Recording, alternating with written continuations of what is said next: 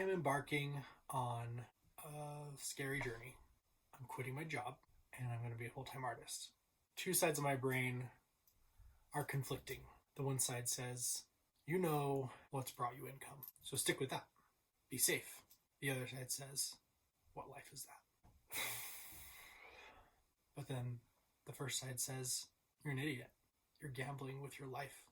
And then the other side says, there are tons of people who do this and make a living. And I just need to try and learn from people who've gotten the results I want and figure it out and make it work. Because this is my passion. This has been my passion my entire life. The other side says, you can't do this. It's not something you're capable of. And then the other side says, you got this. Have faith in yourself. Trust your intuition. And go for it. It also says, you have had so much success when it comes to creating art. You've gotten so much positive feedback. And you have so much confidence in it. And you love it. And I know it's a little scary, but would you rather live the rest of your life and on your deathbed saying, I made millions of dollars doing something I hated, or something I didn't feel true fulfillment out of, or be on your deathbed and say, I made a difference doing something that I loved, the kind of difference I wanted to make. And while doing it, I was able to make a decent living for my family. No, I may not have made the most possible money, but that's not what it's about. What it's about is being there with your loved ones, being there for your loved ones, being there for your family, being there for your friends when they need you, doing what you feel is right. So, my first major step, my first big leap of faith right now is to paint a huge painting. Oil paint. A 4 by 6 canvas. And I looked up, how much does an oil paint, or how much does a canvas cost? That's 4 foot tall, 6 foot wide, or vice versa. And the cheapest I could find was $500. And I'm like,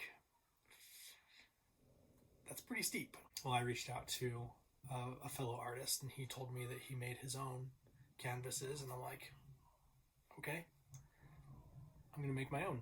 In my previous video, when I was talking about building a table to help build this canvas, we tore down a wall upstairs, and so we had some 2x4s that I was able to cut in half and have ready for when I do make the canvas.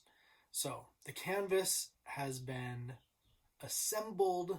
I cut the boards so that they had a bevel, so that when the canvas was stretched, it wasn't like on the inside of the canvas. It wasn't going to potentially touch the wood. And then I even put a round edge on all of the pieces of wood. After the canvas was actually assembled, I realized that there were some really rough edges on the wood that needed fixing. I found some wood filler, put it in there, and what I'm going to do next is go sand it down, and actually stretch the canvas, and then put gesso on it. And what I found is when you're applying the gesso, you need to make sure that you don't allow what you apply to dry prior to putting more gesso next to it. So it needs to all, dry together, essentially. That's my next goal, to go sand down the frame of the canvas, stretch the canvas, and then paint the gesso on it. So here it goes. When I opened up the canvas roll, I realized it was already pre-primed with 4 layers of gesso, so I could skip that step. Stretching it was a learning curve, especially using the canvas pliers. I found that anything more than an inch apart for staples didn't have a nice tight finish. It also helped to start stapling in the middle of each wood piece and work outward in a star formation around the canvas. That way, the tension stays even as you go. Every little detail makes a difference. Thank you for watching.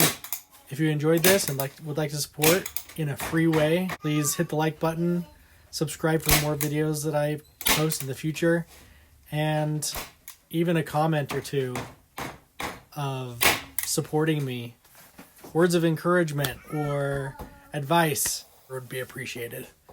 Until next time, stay creative.